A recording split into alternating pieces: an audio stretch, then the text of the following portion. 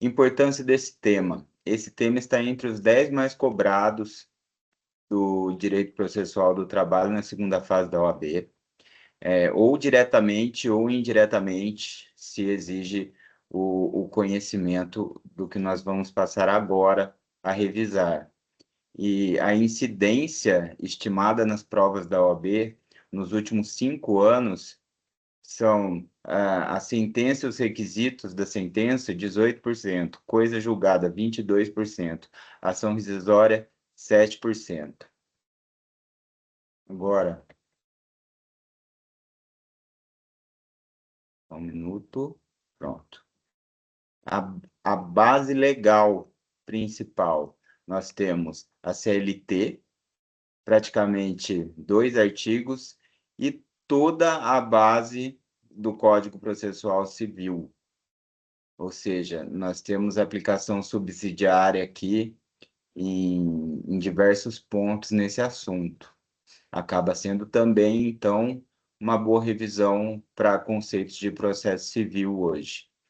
A jurisprudência relevante, nós vamos tocar nos próximos pontos aqui, nos próximos tópicos, nós vamos falar melhor a respeito dessas jurisprudências, mas fica aqui para você que vai assistir depois, você pode parar, ler com calma, mas nós já vamos, nos próximos itens aqui, discorrer melhor sobre essa jurisprudência.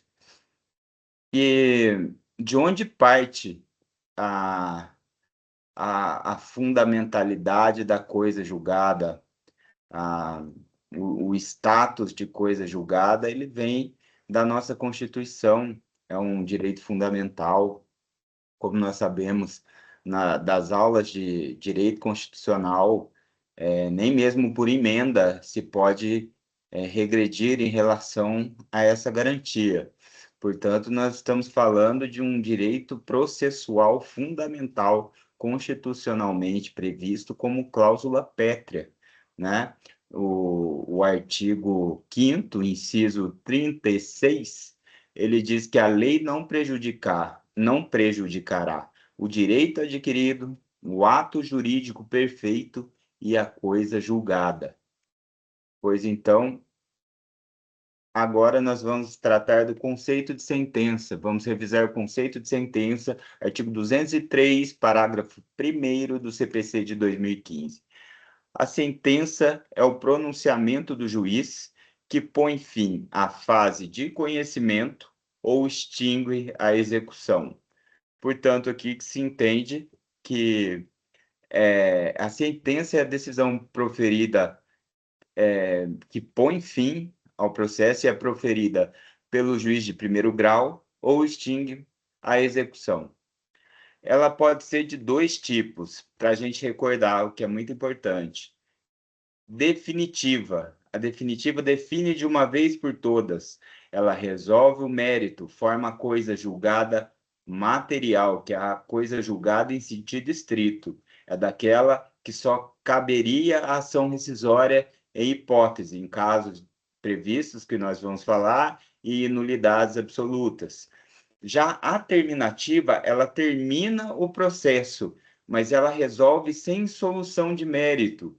Ela forma a coisa julgada formal, que não permite mais que atos sejam praticados naquele processo que foi terminado, mas permite sim que uma nova ação com a mesma causa de pedir, mesmo pedido, seja interposta, ou melhor, seja proposta.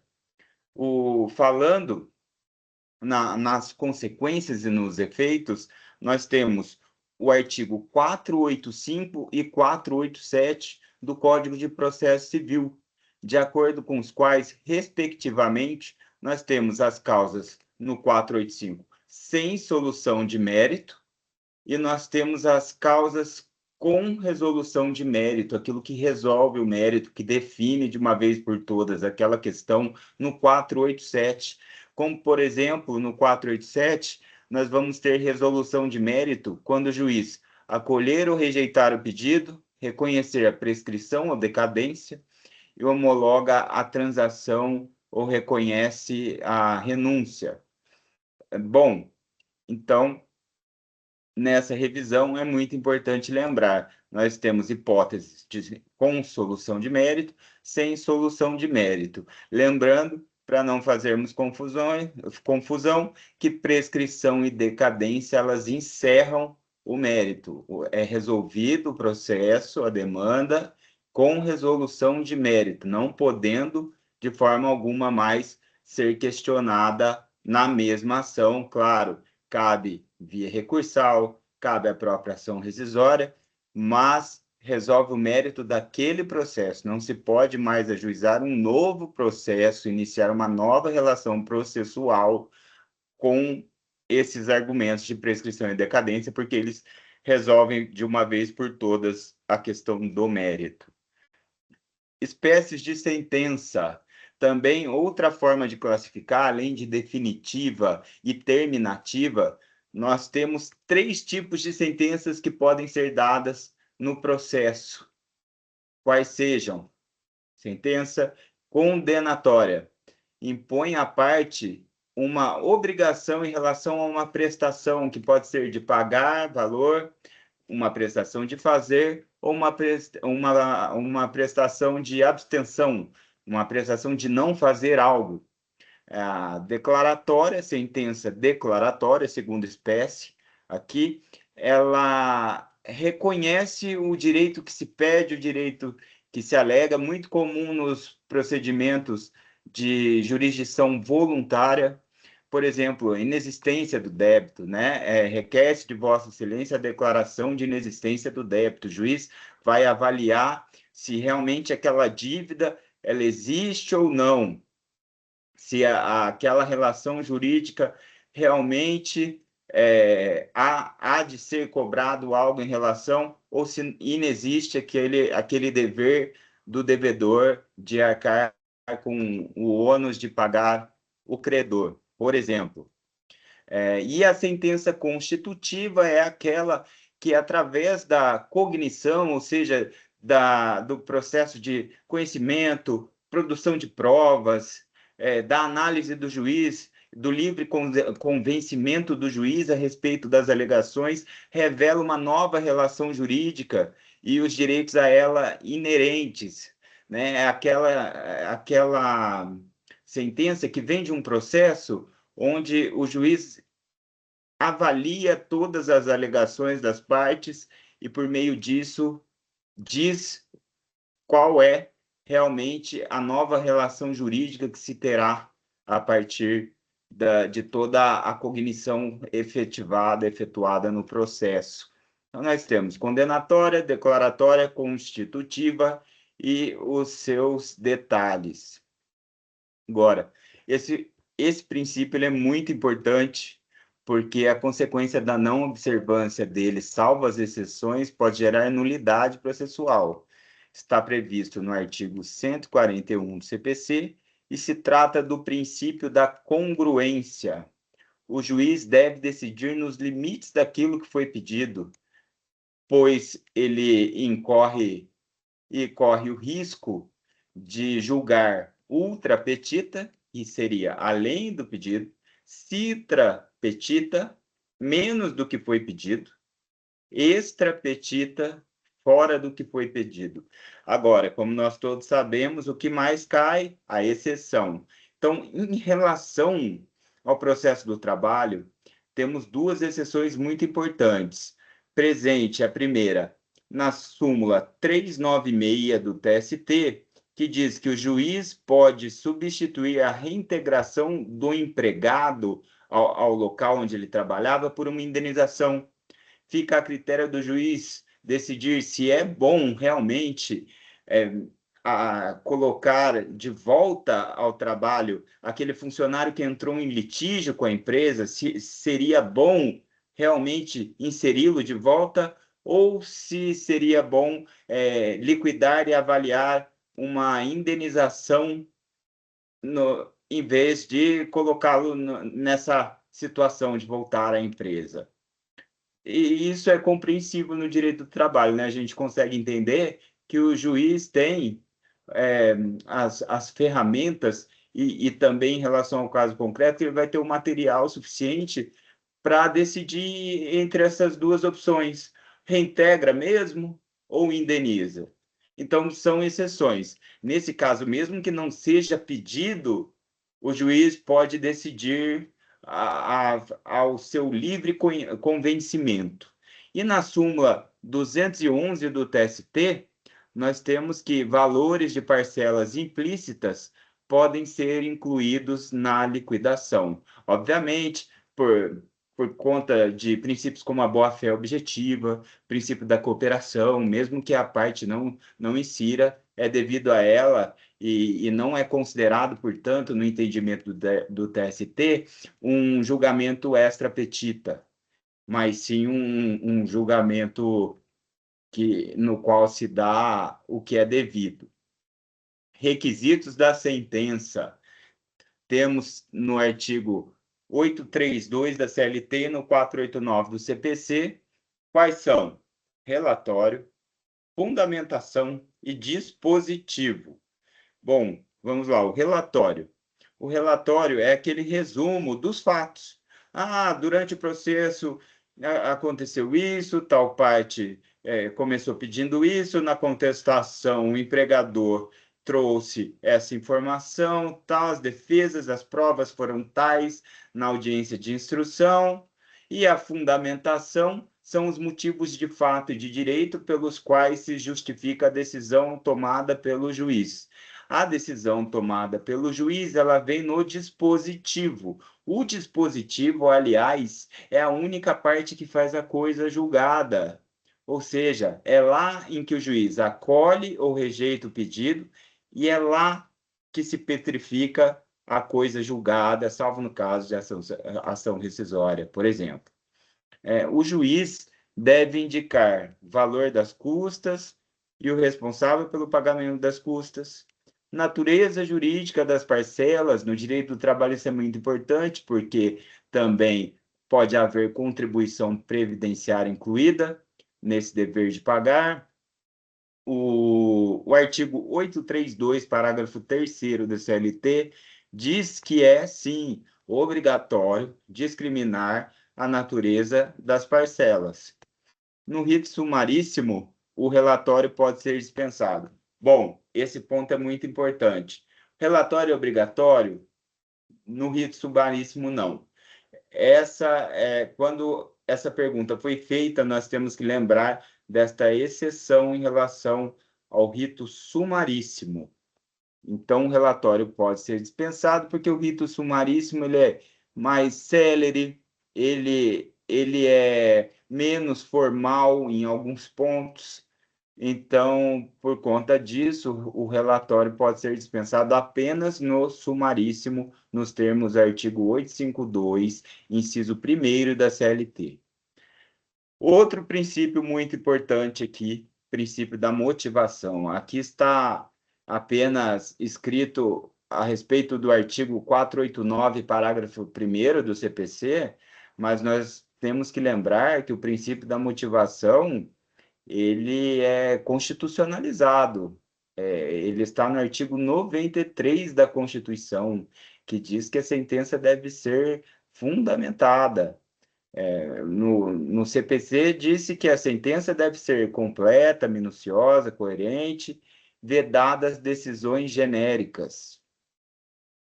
Então, qual é a consequência de uma sentença não fundamentada? Nulidade da sentença, num eventual recurso, pode-se pedir pela a nulidade, a reforma, ou até mesmo embargos de declaração, dependendo dessa incompletude da sentença. Pois bem, uma coisa é certa, se não for fundamentado, se não for devidamente motivada, não há de se falar em uma sentença que segue os trâmites legais, portanto, contrária à lei, pode ser sim contestada de várias formas. Juízo de retratação, muito importante, é aquele efeito em que o juiz, 5 dias após a interposição do recurso, no momento em que ele proferiu a sentença, a parte interpôs o recurso dizendo: juiz, Não concordo com Vossa Excelência por causa desses termos tais. Por exemplo, há um precedente vinculante, há uma OJ, há uma súmula do TST a respeito. Então, nesse caso, o juiz pode, até 5 dias após a interposição desse recurso, ele pode dizer, sim, concordo, volto atrás, e aí o recurso ele torna-se sem efeito por perda de objeto. Nesse caso, esse recurso ele não prosperará, pois o juiz já voltou atrás, reformou a sentença. É excepcionalíssimo, claro, mas na teoria é bem interessante a gente saber dessa hipótese, não é mesmo? Algumas hipóteses em relação a isso são no caso, por exemplo, do recurso ordinário, em deferimento da inicial, improcedência liminar do pedido, extinção sem mérito. A partir desse recurso, o juiz pode sim se retratar em 5 dias, conforme previsto no CPC. E, claro, é só a sentença que decide o mérito? Não. Uma decisão interlocutória pode decidir parcialmente o mérito, correto? De acordo com o artigo 356 do CPC, o juiz pode julgar parte do mérito quando aquela parte do pedido, aquele pedido for incontroverso ou estiver em condições de julgamento imediato, ou seja, quando não for mais necessário dilação probatória a respeito daquele direito, a respeito do que pede na inicial, no que se pede na reclamação trabalhista, o empregado. Por exemplo, o empregado ele pleiteou um direito, por exemplo, relacionado às férias dele. E ele já tem todas as provas documentais, juntou corretamente. O juiz não vai precisar, diante daquela documentação, ele não vai precisar mais de provas testemunhais a respeito disso, porque ele já tem as documentais. Então, o que acontece? Em relação às férias, o juiz já pode julgar parcialmente o mérito de toda a ação e se faz coisa julgada por preclusão consumativa, se o empregador não contestar, se o empregador não tiver contradições em relação àquilo, não contestar, por exemplo, a autenticidade dos documentos ou a exatidão de alegações, se faz coisa julgada ali mesmo, coisa julgada material no meio do processo por antecipação parcial do mérito.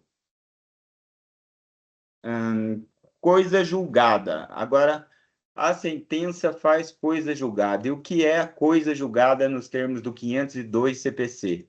É a autoridade que torna imutável e indiscutível a decisão de mérito não mais sujeita a recurso. Tipos: formal. A coisa julgada formal, ela é uma formalidade apenas e ela impede que os atos sejam praticados naquele processo, mas não impede um novo processo, uma nova ação. Né? É julgado sem resolução de mérito. Quando se julga, quando se resolve sem resolução de mérito do processo, uma nova ação com a mesma causa de pedir e pedido pode sim ser proposta, só que não naquele processo, não se pode mais praticar nenhum ato naquele processo. É quando o juiz resolve, extingue o feito sem resolução de mérito. Não há mais do que se falar naquele processo. Cabe um recurso, mas naquele processo, não. E quando não cabe mais recurso, aí nós temos a coisa julgada formal. Formalmente, naquele processo não se pode, mas uma nova ação pode. Ao contrário da coisa julgada material, que tem efeitos extraprocessuais. Aí ela vai ter reflexo para as partes já que, além do processo, ela vai fazer o que nós chamamos de coisa julgada em sentido estrito, aquela coisa julgada que realmente resolve o mérito, impede que uma nova ação com a mesma causa de pedir pedido seja proposta e no final faz com que uma das partes ou ambas tenham obrigações e direitos em relações em relação à outra, porque o juiz já colocou fim naquela discussão e não se pode mais discutir sobre aquelas questões, salvo ação rescisória. Os efeitos da ação rescisória, perdão, os efeitos da coisa julgada, nós acabamos de falar, mas sempre é bom repetir. A coisa formal, a coisa julgada formal, ela impede novos atos no mesmo processo apenas, mas não impede uma nova ação com a mesma causa de pedir e pedido. A coisa julgada material, ela impede uma nova ação com o mesmo pedido e causa de pedir. Ela resolve o mérito e impede uma nova ação. Essa é a diferença básica entre as duas. Exemplo, em procedência definitiva de ação de danos morais, não se pode mais pedir danos morais em relação àquele mesmo fato. E, por último, nós temos aqui a ação rescisória. Vai ser tema explorado no próximo assunto, mas eu já quis trazer aqui, porque quando a gente fala de coisa julgada, principalmente a material, daquela da qual não cabe mais recurso, quando nós dizemos não cabe mais recurso, nós não estamos dizendo não cabe mais ação. E a ação cabível, via de regra, é a ação rescisória, prevista no artigo 966 e nos seguintes também. O que ela faz? Ela rescinde, ela desconstitui a coisa julgada material. A coisa julgada material, como nós vimos, ela é uma autoridade, e via de regra, não se desfaz a coisa julgada. Então, nós temos aqui um remédio excepcionalíssimo, ação rescisória, que é quando há, por exemplo, dolo, simulação, corrupção do juiz, nas hipóteses do 966, uma prova falsa, um fato novo, a violação manifesta a uma norma jurídica. Tem hipóteses muito interessantes que nós vamos trazer a respeito do CPC também, tem um novo entendimento do STF a respeito. Nós vamos aprofundar melhor depois.